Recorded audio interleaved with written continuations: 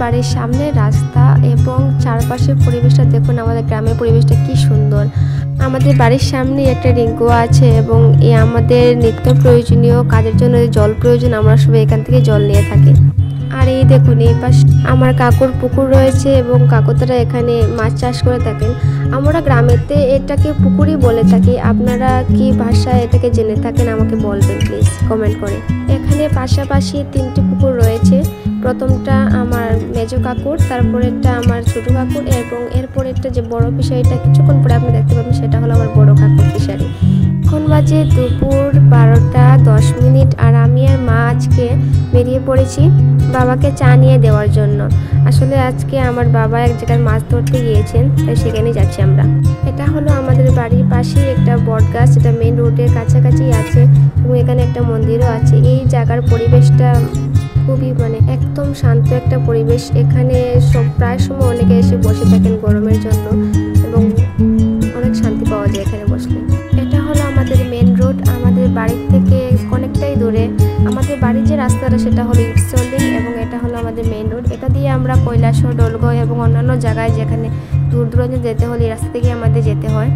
আজকে আমি আপনাদের আরেকটা ইন্টারেস্টিং বিষয় জানাবো। আপনারা সবাই নিশ্চয়ই হাওর নামটা শুনেছেন, যেখানে ধান চাষ করা হয়। আসলে আমাদের বাড়ির পাশে একটা হাওর আছে যেটার নাম হলো 17 মিয়ার হাওর। এই হাওরের এপাশ থেকে ওপাশ দেখা যায় না, এতটা বড় হাওর। আমার জানা মতো এটা ত্রিপুরার মধ্যে সবথেকে বড় একটা হাওর। আর এই হাওরের নাম যে 17 মিয়ার হাওর পড়েছে সেটার পিছনে একটা অনেক বড় গল্প আছে। যদি আপনারা জানতে চান তাহলে আমাকে বলবেন, আমি আপনাদের বলে দেব যে এই হাওরের নাম 17 মিয়ার হাওর পড়ার পিছনের গল্পটা কি। হাঁটতে হাঁটতে আমরা প্রায় চলে এসেছি বাবা যেখানে মাছ ধরছেন সেখানে, এবং এখন বাবাকে চা এবং জল দেব। আর তার সাথে সাথে আপনাদের আমাদের 17 মিয়ার হাওরটাও ঘুরে দেখাবো বলতে এত বড় হাওর তো ঘুরে দেখানো সম্ভব নয়। আমি ভিডিওর মাধ্যমে যতটুকু দেখানো সম্ভব ততটুকু আপনাদের দেখানোর চেষ্টা করব। আপনার সাথে থাকুন এবং দেখতে থাকুন ভিডিওটা।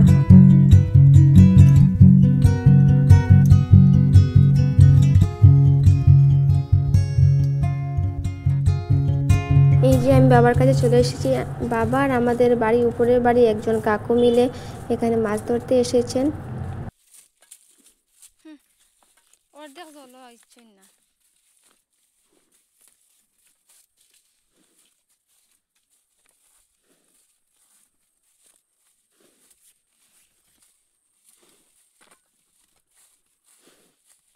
এখানে এসে বাবাকে ডাকলাম এবং এখান থেকে বাবার কাকু মিলে জল সেচছেন।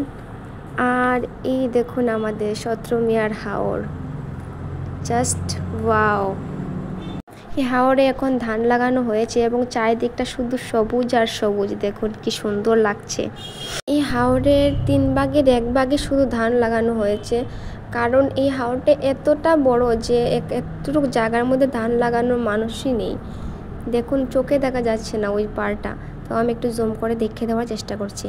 আপনাদের জানা মতো ত্রিপুরার মধ্যে এর থেকে বড় হাওর কি আপনাদের জানা মতো আছে? যদি থেকে থাকে আমাকে কমেন্ট করে জানাবেন এবং আমাকে অবশ্যই সেই হাওরের ভিডিও অথবা ফটো দেখাবেন। আমিও দেখতে চাই যে আমাদের এখানে ছাড়াও কি আরও বড় হাওর আছে। এদিকে দেখি বাবারও জল সেচা শেষ, এখন মাছ ধরা শুরু করেছেন। আমি ওখান থেকে আসার আগ পর্যন্ত বাবা এইটুকু মাছ ধরেছেন। মাছগুলোর মধ্যে রয়েছে কই মাছ, মাগুর মাছ, শিঙি মাছ। আপনারা এই মাছগুলোকে কী কী নামে চেনেন সেটাকে আমাকে অবশ্যই বলবেন। সবাইকে রাতটা ভালো থাকবে। আজকের ব্লগটা কেমন লাগলো সবাই আমাকে অবশ্যই বলবেন, এবং আপনারা যদি আমার গ্রামের ব্লগ আরও দেখতে চান তাহলে অবশ্যই কমেন্ট করবেন। আপনাদের জন্য নতুন নতুন ব্লগ নিয়ে আসবেন।